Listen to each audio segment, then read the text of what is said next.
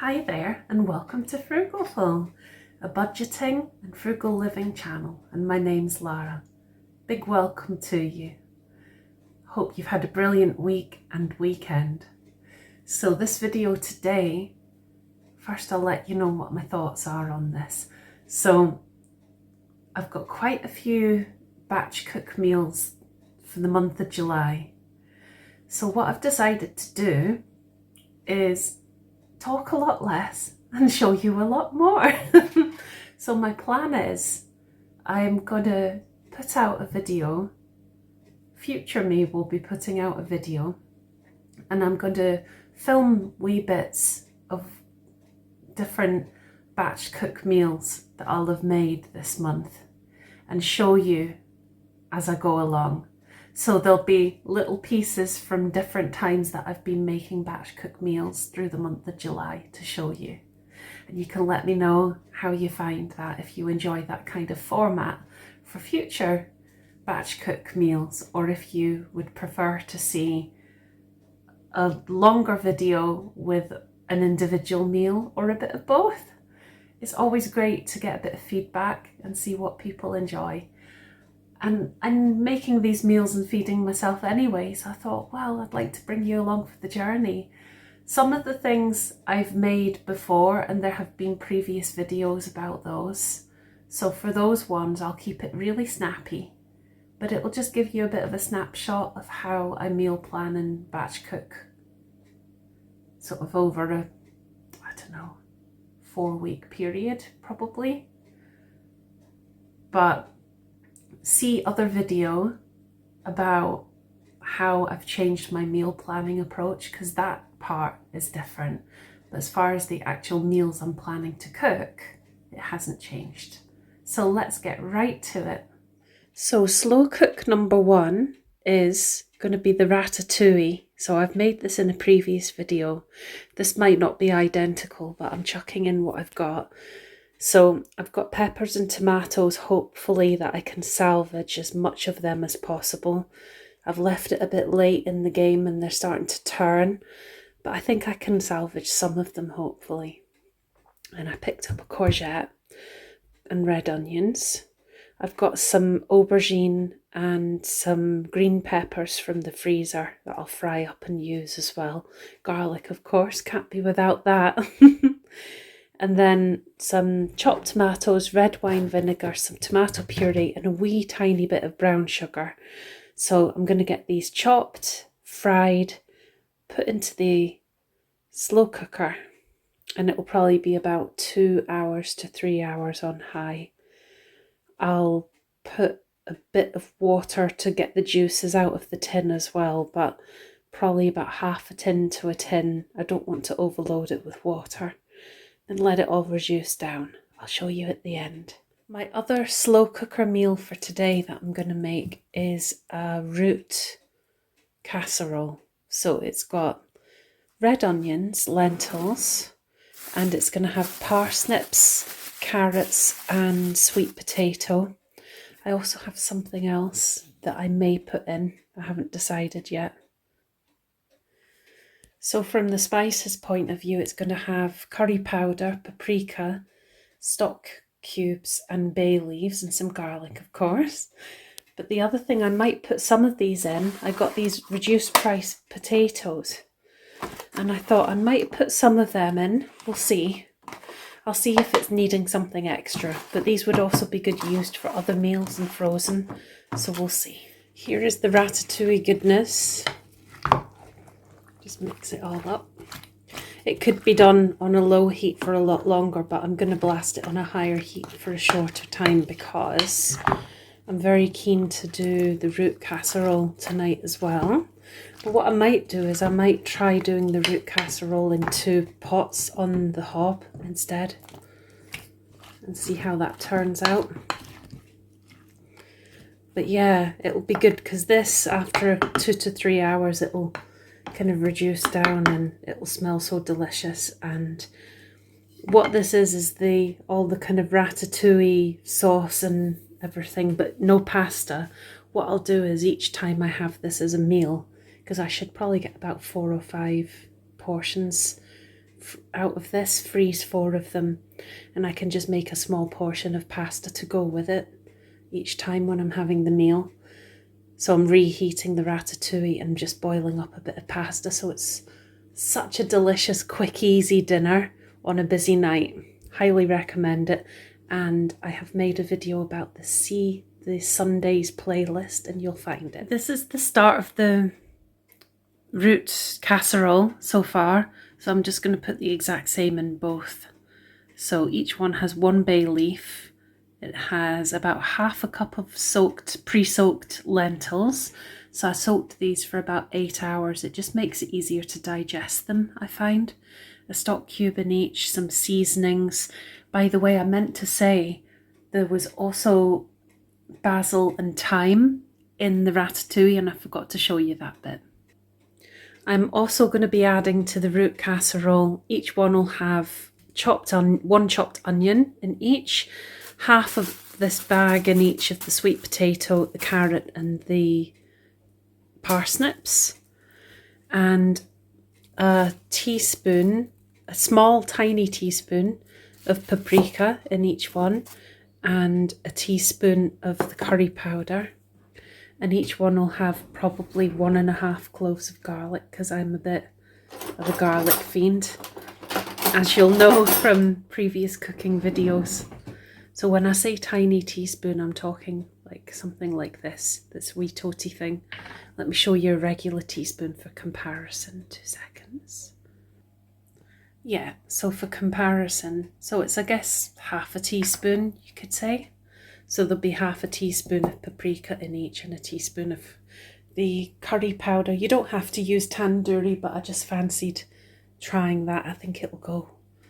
I think when I've done it before, I've just used regular curry powder, but I think the tandoori will be quite tasty. So I'm looking forward to trying that. We'll see when I do the taste test. Here's all the bits and pieces.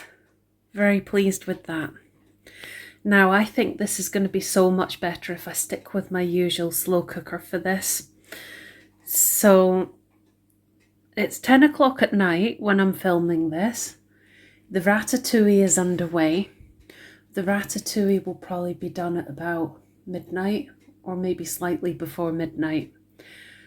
I am way too tired to do this tonight in the slow cooker as well, and I would rather hold off and do it in the slow cooker. So the plan is find a way to squeeze these two. Hopefully find a way to squeeze these two into the fridge, so the bottom drawer of the fridge is virtually empty now that I've used up those last fresh items. So what I'm thinking is I'm going to just stick these in there for tonight, and then in the morning, obviously, like, I'll switch this off before I go to sleep tonight. So I might even go for a nap, set an alarm, get up, because I'm very tired this evening, set a wee alarm for midnight, get up and switch it off, go back to bed. Then in the morning, I can decant this into the tubs and freeze it, keep a bowl for dinner tomorrow so we can do a taste test together, and then stick the root casserole in, and hey ho, off it goes, and do that. And then the following night, I'll do a taste test of the root casserole. How does that sound, guys? I think that's the sensible approach, because I'm far too pooped to cook this tonight. Good morning. It's the morning after the night before, and it's cooked really well. Looking forward to trying some of that tonight with a wee drop of pasta, being mindful of portion sizes. So I'm going to put it into the tubs now. Should get about 4 tubs to freeze, I reckon. It's actually 3 to freeze rather than 4, but that's fine. That's actually what I'd written down, so I made a wee mistake earlier. So I'm very pleased with that. 3 decent sized dinner portions and 1 for tonight. Now it's time to start the casserole. Here's the casserole in. So I've got a pint, which is about between 550 and 600 ml, say, of just boiled water. And so I'll cover that and let it cook away. I'd like to do the same as with the ratatouille. So rather than doing more hours on a low setting, I'm going to do a shorter time on high and see how it goes. So we'll let that cook away and see you soon. Here's the root casserole, looking very delicious. So I'll be looking forward to sharing this with you soon, doing a wee taste test. It smells so good, it's making me really hungry. Hi, right, here is one root casserole to try. I would usually have it with something like rice to bulk it out, but I'm actually cutting back on my carbs just now, so I'll see how I go with it as is. Hopefully that will be enough to keep me going.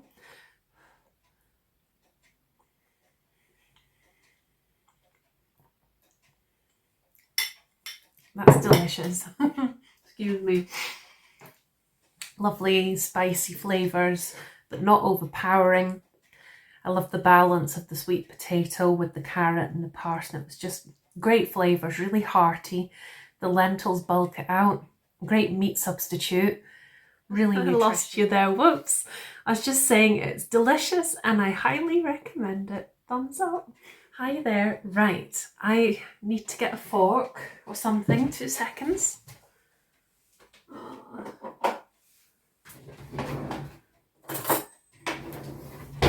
I got something. Right, time to do a wee taste test for you. This is the, without tipping it everywhere, this is my ratatouille. I'm gonna boil up a little bit of pasta as well, but I just thought I'd heat this through first and do a wee taste test. I know I like it, I've made it before, as I have with the other things, and I've shared this with you before, but let's give it a whirl.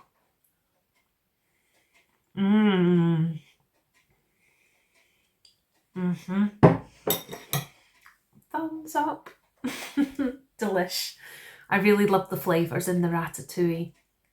The tomatoey goodness, all the tasty vegetables that work well together, the herbs, just a great balance. The garlic's coming through, good old garlic. And it's going to be really delish with the pasta. I'm going to be good and hang on till I've got the pasta. So I'll get that organised in just a sec and have my dinner. Cannot wait. So the final meal I'm making for this July batch cook bonanza is a risotto. So this is a mushroom, asparagus and green bean risotto. I've decided to save the chorizo sausages for other meals. So this will have, I've fried them off just because I defrosted them, they were soggy. So I've dry fried the mushrooms, the asparagus and the green beans. They'll all get put straight into the slow cooker along with the onion, garlic granules and some fresh garlic that I'll mince into it. Probably a couple of cloves. It's got to have garlic, you know me. The arborio risotto rice, a couple of stock cubes and some seasoning. So I'm going to use pepper. I won't use salt because there's salt in the stock cubes. And what will I put as the final bit of seasoning? Let's see. I think I'll put some parsley. So I'll put that in too.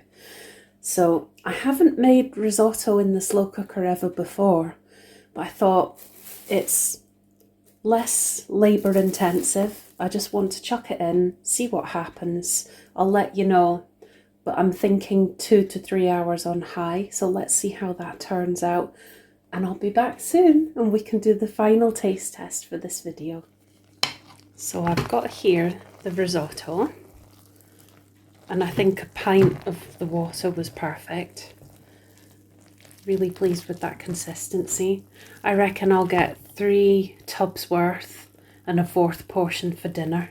I'm going to measure it out and come back for the taste test in a wee sec. I have the risotto at the ready. Let's give this a try. Now, I know I like risotto, but I've never had slow cooker risotto before. Usually I do it as a on the hob dish. So let's give it a try.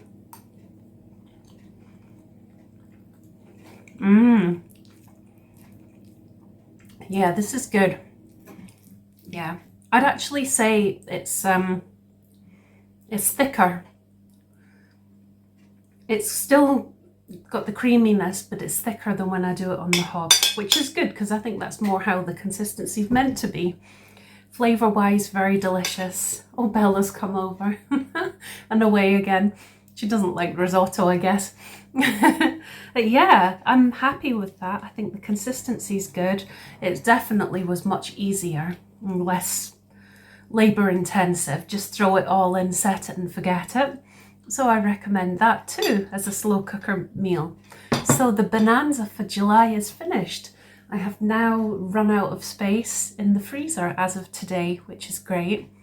So I've got some meals to use for the meal planning, and when I start to run down through those, I'll do some more slow cooking, and there'll be another video upcoming when we reach that point.